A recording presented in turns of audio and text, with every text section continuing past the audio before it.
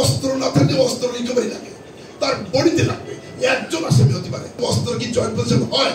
আর যেখানে থাকলাম না আর বাকি আসামি কি অস্ত্র দিয়ে সাজা দেয় কিভাবে? কোর্ট প্রাঙ্গণে একটুকেই বললাম, এই কোর্ট প্রাঙ্গণকে আলোকিত করে বলেছিল বাংলাদেশের ম্যাডামের পরে হাবিবের যত লোক হয় সাতক্ষীরা মাটিতে এত লোক আমাদের কারোর জন্য হয় না।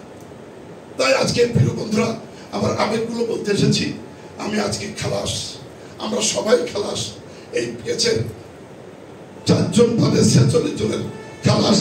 মিডিয়াতে বলছে অবশ্য 44 জন, যিনি ডিএজি তিনি বলেছেন 44 জন, আসলে না, 48 জনই, এই 46 জন খালাস পেয়েছি। যারা বাইরে ছিলেন, রবুল জাহানের কিছু মানুষ, ইন্ডিয়া ছিলেন মফি, বাচ্চু, তারা সবাই এই কেসের থেকে একদম কেসটাই চলতে পারে না।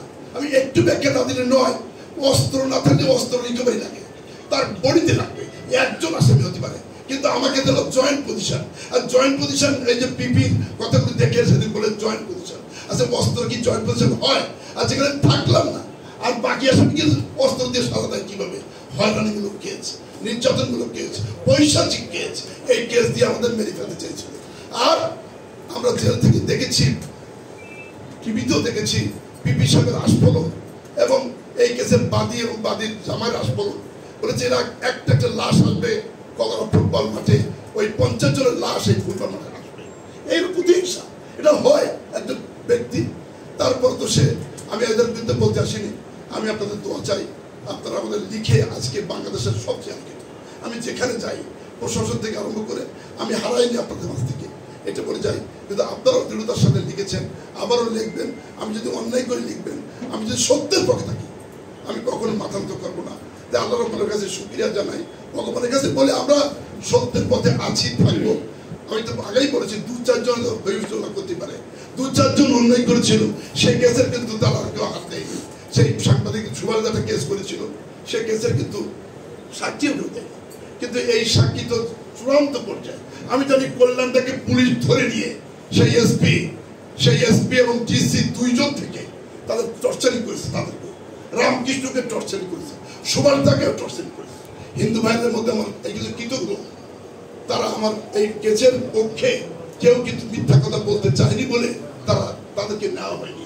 যাও, আমি সেই জন্য তাদের আবারও কৃতজ্ঞতা জানাচ্ছি এবং অভিনন্দন জানাচ্ছি।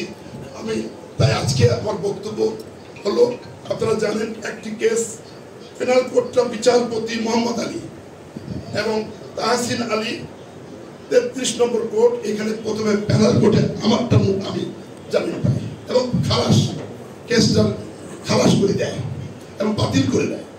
এরপরে 1 নম্বর কোর্ট গতকাল প্রায় 3 মাস এটা হিয়ারিং হয়েছে, এটা কখনো আমিনুল, কখনো মাহমুদুল খোকন, আর আমার বউ তো এই মূল ফাইলার শাহনারা, অ্যাডভোকেট শাহনারা পারভিন।